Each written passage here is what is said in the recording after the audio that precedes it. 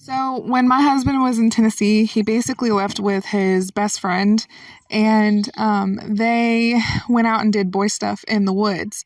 And initially, it was like to go out there and to have fun, and then they ended up getting stranded out there for a while.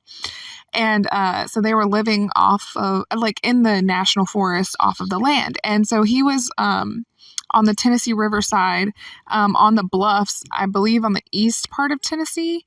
And they set up camp there. And initially, they had no interactions with Sasquatch. There was nothing. And then after they got good and smelly, and all they were doing was bathing in the river and jumping off the bluffs and stuff, which he's seen a lot of cool stuff like cougars and lots of different animals that he was really like happy and cool with seeing.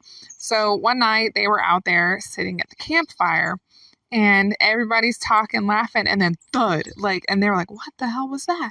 And it was a big ass rock from the bluffs. And like, there's no way that the angle that they were at, that it fell or anything like that. It was chunked at them. Now there's like trees and stuff out there, and so they couldn't see anything, and they were like, what, and like kind of tripped out. They kind of got up, investigated, and then he and his friends were just chilling again, still at the fire, and boom, another rock, but this one hits one of them, and it's not a big one.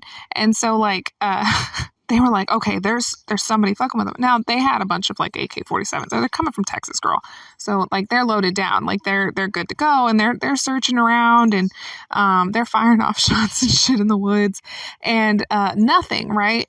And then they don't have any issues for the rest of the night. So they're like, oh yeah, whatever, we got it, like Oogie Boogie kind of thing. And then so they get in their tent and they go to sleep for the night. When they wake up the next morning, there's big ass Bigfoot footprints.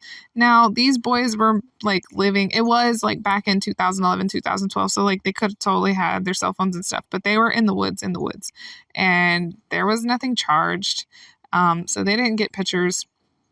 They did have like, the film cameras and the digital cameras, but knowing them, they were fucking too dumb or too stoned to remember to grab it or take pictures. But they all confirm, like, same story. And one of the guys was in his 30s hanging out with them, and like he was like, yeah, like this is normal. They kept having a few more experiences. Another one was like the knocking on the trees thing there too.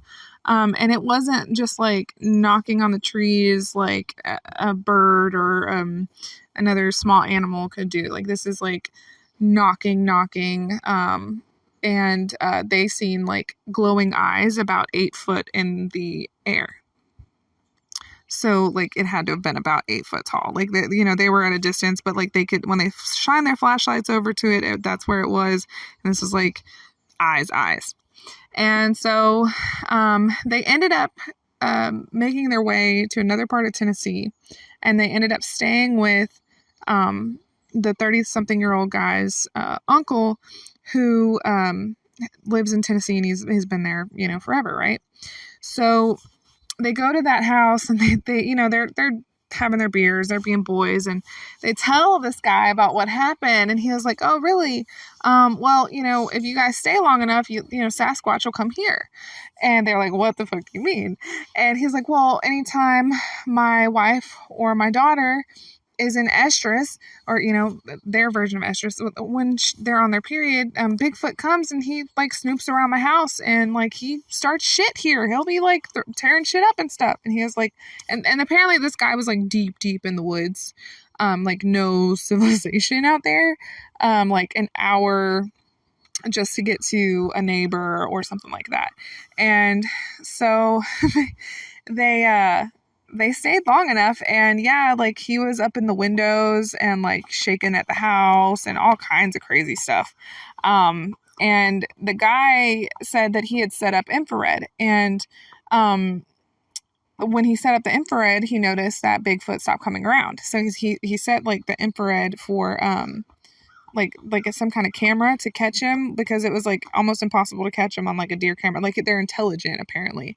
And his theory is that the infrared camera like messes with them. Like there's some people that, you know, can sense it, like people like with ADHD, like they can hear electricity and stuff. He thinks that Bigfoot can also do that. So the guy was like, well, a lot of these people are going wrong is they're searching for him with all this technology, but the technology almost like repels them.